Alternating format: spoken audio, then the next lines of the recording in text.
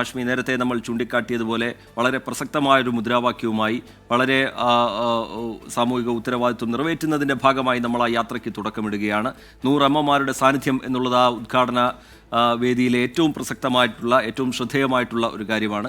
സമൂഹത്തിൻ്റെ വിവിധ ഭാഗങ്ങളിൽ നിന്ന് നമുക്ക് ഈ യാത്രയുമായി ബന്ധപ്പെട്ട് വലിയ പിന്തുണ ലഭിക്കുന്നുണ്ട്. അത് പ്രേക്ഷകരുടെ ഭാഗത്തു നിന്നുമൊക്കെ, പ്രേക്ഷകരുമൊക്കെ അതുമായി ബന്ധപ്പെട്ടുള്ള ഐക്യദാർഢ്യം പ്രഖ്യാപിക്കുന്നുണ്ട്. എന്താണ് കാണാൻ കഴിയുന്ന കാഴ്ചകൾ, പരിപാടിയുടെ ക്രമീകരണം? ഹാഷ്മി.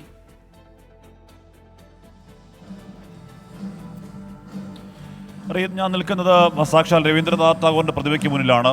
നിർഭയത്വത്തോടെ, പേടികൾ മാറ്റിവെച്ച് നിർഭയത്വത്തോടെ തലയുയർത്തി നിൽക്കൂ രാജ്യമേ എന്ന് നമ്മൾ ആഹ്വാനം ചെയ്ത രവീന്ദ്രനാഥ് ടാഗോറിന്റെ ആ പ്രതിമയ്ക്ക് ഇപ്പോഴും പ്രസക്തിയുണ്ട്. നമുക്കറിയാം, നമ്മൾ കടന്നുപോയിക്കൊണ്ടിരിക്കുന്ന കാലം ഒരു വല്ലാത്ത ആസുരമായ മാരകമായ കാലമാണ്. അത് 2025 ജനുവരി 1 മുതലുള്ള മാത്രം കണക്കെടുത്താൽ, അതിന് മുമ്പുള്ള കണക്ക് എല്ലാം വിട്ടിട്ട് ഈ പുതിയ വർഷം 1 മുതലുള്ള മാത്രം കണക്കെടുത്താൽ തന്നെ 100 കേസുകൾ ഈ കഴിഞ്ഞ 1-2 ആഴ്ചകൾ നടത്തിയ പരിശോധനയിൽ പിടിച്ചെടുത്ത MDMA-യുടെയും ഈ പറയുന്ന ലഹരിയുടെയും കഞ്ചാവിൻ്റെയും അത്യാധുനിക രാസലഹരികളുടെ പിടുത്തത്തിൻ്റെയൊക്കെ ആ വലിയ അളവ്, ഇതൊക്കെ നമ്മൾ നേരിട്ട് കൊണ്ടിരിക്കുന്ന കാലത്തിൻ്റെ ഒരു വല്ലാത്ത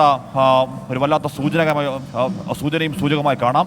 ഏറ്റവും ഒടുവിൽ കളമശ്ശേരിയിൽ നഗരമധ്യത്തിൽ ഒരു കോളേജിൻ്റെ ക്യാമ്പസുകളിൽ 2 കിലോ കഞ്ചാവ് വിൽക്കാൻ വിദ്യാർത്ഥികൾ ശ്രമിച്ചു. അതൊരു വിപണന കേന്ദ്രമായി എന്നൊക്കെ പറയുന്നത് ഈ കാലത്തിൻ്റെ വല്ലാത്ത കണ്ണാടിയാണ്. അതിനോടൊരു മാധ്യമ സ്ഥാപനം എന്നുള്ള നിലയ്ക്ക് നിസ്സംഗമായിരിക്കാൻ കഴിയില്ല. നമുക്ക് പ്രവർത്തിച്ചേ മതിയാവുകയുള്ളൂ. ഒരു വ്യക്തി അദ്ദേഹത്തിൻ്റെ മാധ്യമ ജീവിതത്തിന് 40 വർഷം പൂർത്തിയാവുക എന്നുള്ളത് ഉറപ്പായും അത് ആഘോഷിക്കപ്പെടേണ്ട ഒരു ഇവൻ്റാണ്.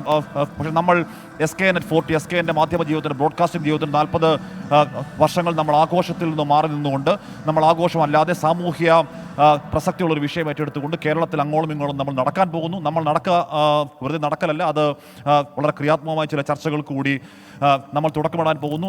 നമുക്ക് ഉറപ്പായും അറിയാം, ഇത് ഏതെങ്കിലും തരത്തിലൊരു സർക്കാർ, നമ്മളെപ്പോഴും ചിലപ്പോൾ ചർച്ചകളിൽ സർക്കാരിനെ കുറ്റപ്പെടുത്താറുണ്ട്. ഉറപ്പായും കുറ്റപ്പെടുത്തുക തന്നെ വേണം. പക്ഷേ സർക്കാരിനെ മാത്രം കുറ്റപ്പെടുത്തിയ ഒരു കാര്യമില്ല. ഇത് സർക്കാരിന് മാത്രം ചെയ്യാൻ കഴിയുന്ന ഒന്നല്ല. ഇത് സമൂഹം, ഓരോ വീട്, അവിടുത്തെ സംഘടനകൾ, അവിടുത്തെ മത നേതൃത്വങ്ങൾ, അവിടുത്തെ ക്ഷേത്ര കമ്മിറ്റികൾ, മഹല്ല് കമ്മിറ്റികൾ, പള്ളി കമ്മിറ്റികൾ തുടങ്ങി ഈ സമൂഹത്തിൽ ആരൊക്കെ ഇടപെടുന്നു ആ സമൂഹത്തിൽ എല്ലാവരും ഒറ്റ മനസ്സോടുകൂടി അണിഞ്ഞുചേർന്നുകൊണ്ട് ഒരു വലിയ മാമല പോലെ ഒരു വൻമതിൽ തീർത്താൽ മാത്രമേ നമുക്ക് അതിർത്തി കടന്നുള്ള ഇങ്ങോട്ടേക്കുള്ള വലിയ ഒഴുക്കും നമ്മുടെ കുഞ്ഞുങ്ങളെ കൊല്ലുന്നത് തടയാൻ കഴിയുകയുള്ളൂ. അപ്പോൾ നമ്മൾ അതിനുവേണ്ടി ഇറങ്ങി പുറപ്പെടുന്നു.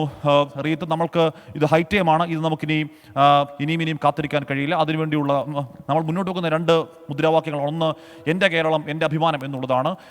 കേരളം എന്ന് തന്നെയാണ് അഭിമാനം. ഈ കേരളത്തിൻ്റെ ഒരു പൈതൃകമുണ്ട്, ഈ കേരളത്തിൻ്റെ ഒരു പ്രബുദ്ധതയുണ്ട്, ഈ കേരളത്തിൻ്റെ ഒരു ഭാവിയുണ്ട്. ആ ഭാവി ഏതെങ്കിലും തരത്തിൽ ലഹരി മാഫിയ വിചാരിച്ചാൽ തുലച്ചു കളയാൻ കഴിയുന്നതല്ല എന്ന പ്രഖ്യാപനമാണ് ഒന്നാമത്തെ മുദ്രാവാക്യം, എൻ്റെ കേരളം, എൻ്റെ അഭിമാനം. 2, അരുത് അക്രമം, അരുത് ലഹരി എന്നുള്ളതാണ് നമ്മുടെ മുദ്രാവാക്യം.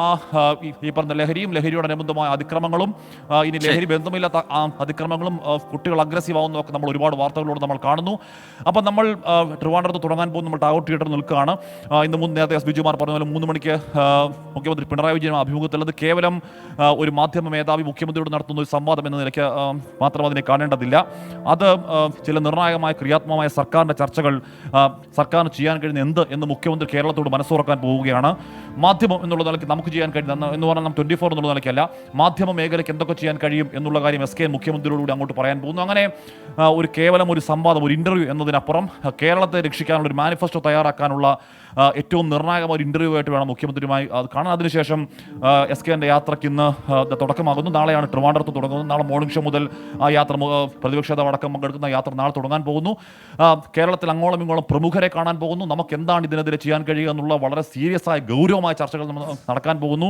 ഈ പറഞ്ഞ SKN40 എന്നുള്ള കേരളം ഒന്നാകെ 14 ജില്ലകൾ പൂർത്തീകരിക്കുമ്പോൾ നമുക്ക് കൃത്യമായും ഇതിനെ വാചകങ്ങൾക്കപ്പുറം, വാക്കുകൾക്കപ്പുറം ഈ ലഹരി മാഫിയെ ചെറുക്കാൻ കേരളത്തിൻ്റെ ഒരു മാനിഫെസ്റ്റോ നമുക്ക് തയ്യാറാക്കാൻ കഴിയുമെന്നാണ് നമ്മൾ പ്രതീക്ഷിച്ചത്. ഇവിടെ ഞാൻ ടാഗോർ തിയേറ്ററിലാണ്. ഇവിടെ അതിനുള്ള ഒരുക്കങ്ങളൊക്കെ പൂർത്തിയാകുന്നു.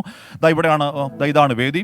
ഈ വേദിയിൽ സിതാര കൃഷ്ണകുമാറിൻ്റെ മലബാർ എക്സ്പ്രസ് ബ്രാൻഡിൻ്റെ ഒരു ഗാനസന്ധ്യ നടക്കാൻ പോകുന്നു. അതുമാത്രമല്ല, കേരളത്തിൻ്റെ രാഷ്ട്രീയ, സാംസ്കാരിക, സാമൂഹിക അല്ലെങ്കിൽ സാഹിത്യ മേഖലയിലെ ഒട്ടുമിക്ക എല്ലാ പ്രമുഖരും ഇവിടെ അണിനിരക്കാൻ പോകുന്നു. അവർക്ക് ഈ കേരളത്തോട് ഈ യാത്രയെക്കുറിച്ചുള്ള കാര്യങ്ങൾ പറയാൻ പോകുന്നു. എന്തായാലും ഒരു ദൗത്യം നമ്മൾ ഏറ്റെടുക്കാൻ പോകുന്നു റിജിത്ത്. ആ ദൗത്യം എന്താണ്? ആ ദൗത്യം നമ്മുടെ കുഞ്ഞുങ്ങളെ കാക്കാൻ, നമ്മുടെ തലമുറയെ കാക്കാൻ, ഈ ലഹരി മാഫിയക്കെതിരെ ഒറ്റയൊന്നായി അണിനിരക്കാൻ നമ്മളൊരു മാനിഫെസ്റ്റോ തയ്യാറാക്കാൻ പോകുന്നു. ആ മാനിഫെസ്റ്റോ SKN40 എന്ന ഈ യാത്ര നാന്ദിയാവാൻ പോകുന്നു എന്ന കാര്യം ഉറപ്പാണ്. അതിൻ്റെ ജനപിന്തുണയും മസ്റ്റായും ഉറപ്പാണ് റിജിത്ത്. ശരി, ഹാഷ്മി താജ് ഇബ്രാഹിമും എസ് വിജയകുമാറും വിവരങ്ങൾ പങ്കുവയ്ക്കുകയായിരുന്നു തിരുവനന്തപുരം ടാഗോർ തിയേറ്ററിൽ നിന്ന്. വൈകിട്ട് 6 മണിക്ക് ടാഗോർ തിയേറ്ററിൽ നടക്കുന്ന ഉദ്ഘാടന ചടങ്ങ് അത് ശ്രദ്ധേയമാണ്. മന്ത്രിമാരും സാമൂഹിക സാംസ്കാരിക രാഷ്ട്രീയ രംഗത്തെ പ്രമുഖരും 100 അമ്മമാരുമൊക്കെ ആ പരിപാടിയുടെ ഭാഗമാകാൻ പോകുന്നു. പ്രേക്ഷകർ ഓർക്കേണ്ട മറ്റൊരു കാര്യം, ഉച്ചതിരിഞ്ഞ് 3:30 മുഖ്യമന്ത്രി പിണറായി വിജയനുമായി ആർ ശ്രീകണ്ഠൻ നായർ നടത്തുന്ന അഭിമുഖം അത് തത്സമയം നിങ്ങൾക്ക് 24-ൽ കാണുകയും ചെയ്യാം.